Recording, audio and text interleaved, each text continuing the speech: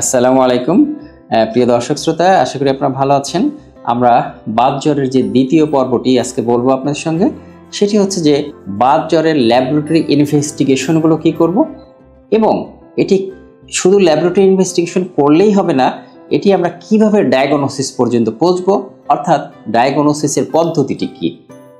আমরা একটি বাত জ্বরের রোগী পেলে যে সমস্ত পরীক্ষা নিরীক্ষা সাধারণত করে থাকি, তার মধ্যে রক্ত পরীক্ষা করি। রক্ত পরীক্ষা খুব কমনলি আমরা সবাই বুঝি যে সিবিসি, কমপ্লিট ব্লাড কাউন্ট করি। সেখানে দেখা যাবে যে এটির একটি কম্পোনেন্ট ডাব্লিউবিসি কাউন্টটা একটু বেশি হবে, ইএসআরটা একটু হাই হবে এবং সিআরপিটা বেশি থাকবে। এটি হচ্ছে একটি রক্ত পরীক্ষা।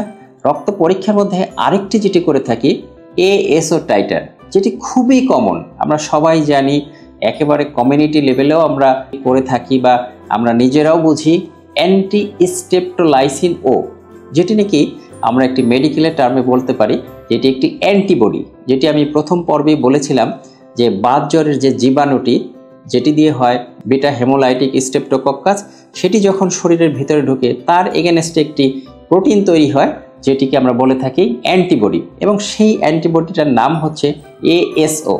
সেটির আমরা রক্তে পরিমাপ করাকে বলা হয় এএসও টাইটার। এইটি যদি বয়স্ক যারা অ্যাডাল্ট তাদের যদি 200-র উপরে হয়ে থাকে, অথবা বাচ্চা যাদের তাদের যদি 300-র উপরে হয়ে থাকে, তাহলে আমরা পজিটিভ বলি যে এএসও টাইটার হাই।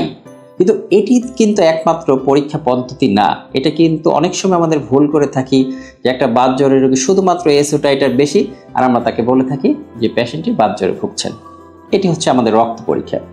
থার্ড যে পরীক্ষাটি করে থাকি সেটি হচ্ছে গলার থেকে একটা লালা পরীক্ষা, যেটিকে বলে থ্রটস হব কালচার। সেটি কিন্তু সব ক্ষেত্রেই পজিটিভ হয় না। এখানে থ্রটস হব কালচার যখন ফ্যারিনজাইটিস থাকে তখন এটাকে করলে সেটাকে পজিটিভ, যে ব্যাকটেরিয়াটা সেটিকে আমরা পজিটিভ পাই, অর্থাৎ ব্যাকটেরিয়াটা কালচারে গ্রোথ হয়। এটি হচ্ছে আমাদের থার্ড পরীক্ষা। তারপরে যে পরীক্ষাটি করে থাকি আমরা হার্টের একটি ইসিজি করে থাকি। এখানে কিন্তু কিছু পরিবর্তন আমরা পরিলক্ষিত হয়। সেই ইসিজিতে যে সেটি আপনারা সাধারণত বুঝবেন না, এটাকে ফার্স্ট ডিগ্রি আর সেকেন্ড ডিগ্রি হার্ট ব্লক, অর্থাৎ কন্ডাক্টিভ সিস্টেমের হার্ট ব্লক। ইসিজিতে একটু টি ইনভার্সন, এসটি ডিপ্রেশন, এই ধরনের কিছু ইসিজি চেঞ্জ থাকে। এরপরে যে আমরা যে পরীক্ষাটি করে থাকি সেটি হচ্ছে ইকোকার্ডিওগ্রাফি। এখানে কিন্তু অনেকটাই অ্যাকিউট বাত জ্বর, যেটা নাকি মানে বাত জ্বর যে তীব্রতার সাথে অ্যাকিউটভাবে হয়, সেখানে কিন্তু এই বাত জ্বরের মধ্যে যদি আমরা ইকো করে থাকি তাহলে দেখা যাবে যে হার্টটি একটু বড় হয়ে গিয়েছে। হার্টের যে ভাল্ব থাকে মাইটাল ভাল্ব, সেটিকে একটু ফাঁকা হয়ে গেছে, যেটিকে বলে মাইটাল রিগার্জিটেশন। আরেকটি ভাল্ব যেটা অ্যাওর্টিক ভাল্ব, সেটারও একটু ফাঁকা হয়ে গেছে, অ্যাওর্টিক রিগার্জিটেশন। এবং হার্টের চারিদিকে পানি জমতে পারে, যেটিকে আমরা বলি পেরিকার্ডিয়াল ইফিউশন। এটি গেল। এরপর আমরা একটা এক্স রে করতে পারি। সেই এক্স রেতেও দেখা যায় যে হার্টটা একটু বড় হয়ে গেছে এবং হার্টের দুই পাশে লাংস যেটি আছে সেখানে পানি জমতে পারে, যেটিকে আমরা পালমোনারি এডিমা বলি, এবং এখানে পালমোনারি যে সমস্ত লিম্ফ নোড আছে সেগুলো একটু বড় হয়ে যেতে পারে।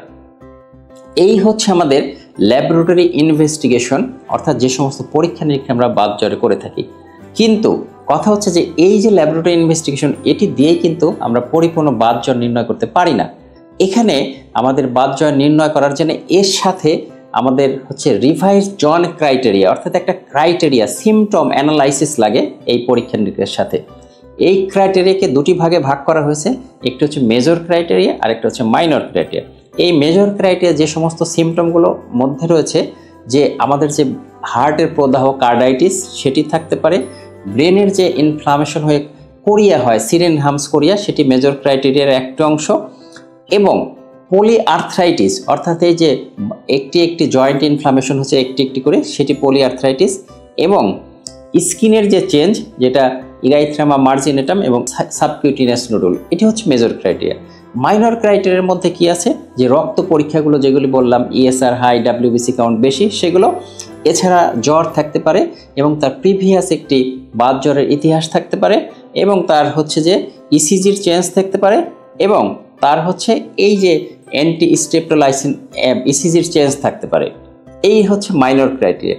যদি এই যে মেজর এবং মাইনর ক্রাইটেরিয়া বললাম সেগুলির দুটি মেজর ক্রাইটেরিয়া অথবা তার বেশি হলে বাত জ্বর হবে, অথবা একটি মেজর ক্রাইটেরিয়া থাকতেই হবে, তাতে 2 বা 2 এর অধিক মাইনর ক্রাইটেরিয়া, প্লাস যে আমাদের যে এই যে এএসও টাইটার করে থাকি সেটি হাই হতে হবে এবং তার একটা প্রিভিয়াস ইনফেকশন অর্থাৎ প্রিভিয়াস স্ট্রেপ্টোকক্কাল ইনফেকশন থাকতে হবে এবং তার হচ্ছে যে রিসেন্ট স্কারলেট ফিভার বলতে একটি কথা আছে সেটা যদি থাকে, তাহলে এই সমস্ত ক্রাইটেরিয়া এবং ল্যাবরেটরি ইনভেস্টিগেশনের মাধ্যমেই আমরা হচ্ছে একটি বাতজ্বর নির্ণয় করতে পারি। প্রিয় দর্শক শ্রোতা, আশা করি আপনারা বুঝতে পেরেছেন যে বাতজ্বর নির্ণয় শুধুমাত্র এএসও টাইটার দেখে আমরা করি না, বিভিন্ন সিমটম অ্যানালাইসিস এবং এই সমস্ত মেজর মাইনর ক্রাইটেরিয়া দেখে আমরা একটি বাতজ্বরের রোগী আমরা বুঝতে পারি, তাকে ডায়াগনোসিস করতে পারি।